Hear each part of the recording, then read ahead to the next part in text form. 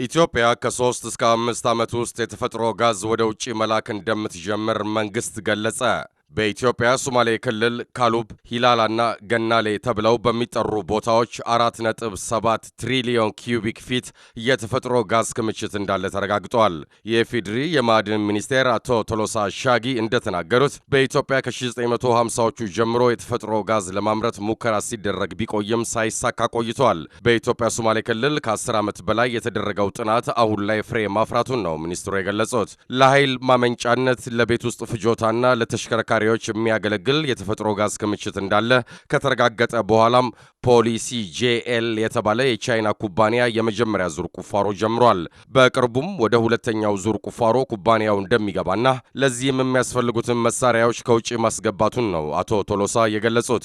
የቻይና መንግስት ለኩባንያው ከፍተኛ የፋይናንስ ድጋፍ እያደረገለት በመሆኑ የተፈጥሮ ጋዝ ሀብቱን የማልማት ስራ በፍጥነት እየተካሄደ ነው ብለዋል። ኩባንያው ስራውን ለማቀላጠፍ ካምፕ ከመገንባት ጀምሮ በክልሉ የሚገኘውን አውሮፕላን ማረፊያ ያደሰ ሲሆን ወደ ተፈጥሮ ጋዝ ክምችቱ ቦታ የሚያደርሰውን 30 ኪሎ ሜትር መንገድ ስራም ገንብቶ አጠናቋል። ወደ ምርት እንደሚገባ እርግጠኛ በመሆኑም በአዲስ አበባና በድሬዳዋ ከ10 እስከ 20 ሄክታር መሬት ለመኖሪያና ለካምፕ የሚሆን ቦታ ጠይቋል።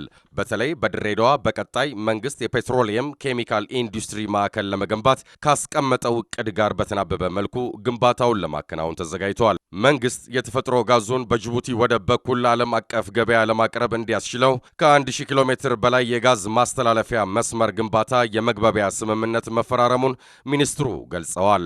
በተጨማሪም የጅቡቲ መንግስት ከጋዝ ማስተላለፊያ መስመሩና በወደብ አገልግሎቱ በሚያገኘው ክፍያ ዙሪያ በቀጣይ ድርድር ይካሄዳል።